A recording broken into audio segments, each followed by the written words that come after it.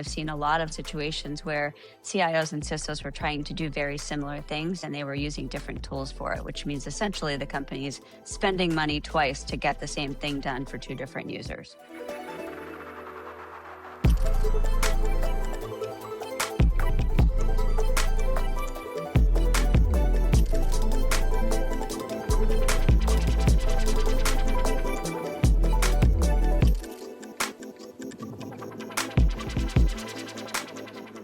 Welcome to our brand new series, Dear Aimee. I'm Cameron Ivey here at Transcend, and with me is Aimee Cardwell, the CIO in residence at Transcend. Hi, Aimee.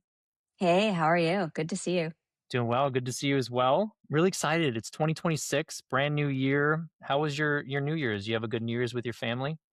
It was a great New Year's. My daughter was home from college, and there was a lot of restful family time with my dogs and my husband.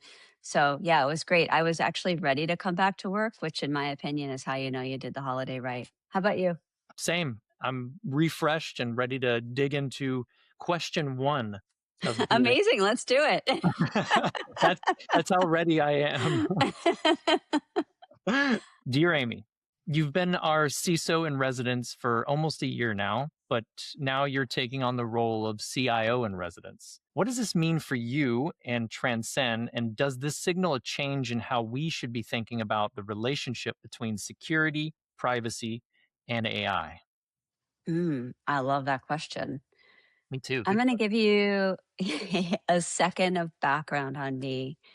So, when I was a CIO in financial services, which I was for a big chunk of my career, I used to say that I was as CISO adjacent as it was possible to be. And that's because in financial services, privacy and security and frankly, regulatory pressure is threaded through everything we do there. Yeah. Fintechs are always thinking about secure coding practices and data hygiene and data security and who's allowed to see what information. And I think financial services companies are more heavily regulated than healthcare companies. So you just really deal with all of this sort of overhead of security, even if you're not a CISO. So to your question, it does seem to me as though the overlap between the roles of CIO and CISO is getting bigger. The roles are still separate, to be sure. When I think about a project like, build a new AI tool within an organization, it demands the technical know-how to get the work done, and that's the CIO part. But it also demands a threat modeling mindset to sort of figure out how do we make the project safe from threat actors and from rogue AI processes, while also bearing in mind the privacy regulations that have to be adhered to. And that's very much the CISO lens. Yeah. And our interactions with customers, Transcend has definitely seen this tighter partnership between CIOs and CISOs. And since I have a background in both worlds, I personally find it rewarding and useful to explore the areas where one tool or one process or one solution can improve the work that both teams are doing and bring the teams closer together. Okay, that's really interesting. So CIOs and CISOs are using the same applications. Could you give us a real world example of what that would look like?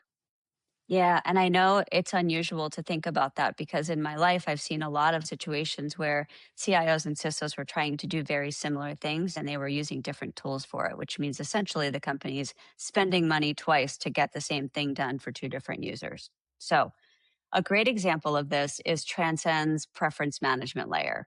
So that application first discovers where user data is stored across the enterprise, something that we can all agree both CIOs and CISOs need. And then it understands what user consent has been given for what data, and also what regulations are layered into the use of certain data, which is more of a CISO role.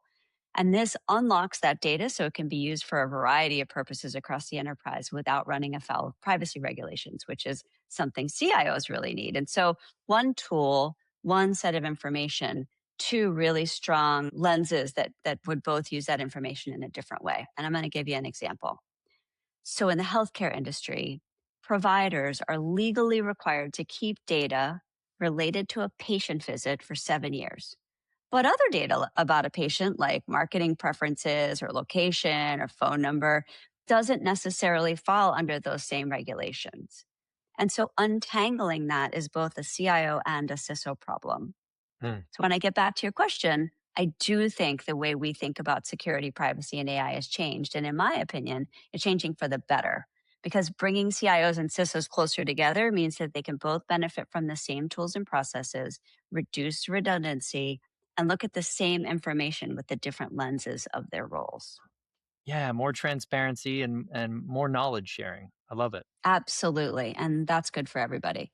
I think so too. Well, Aimee, thank you so much for the time on this first episode. And everyone that's listening, please submit questions, topics. We would love to hear from you, even if it's just about CIO questions or CISO questions, anything for Aimee. We would love to hear from you. And yeah, we'll see you guys on the next one. Thanks and Happy New Year.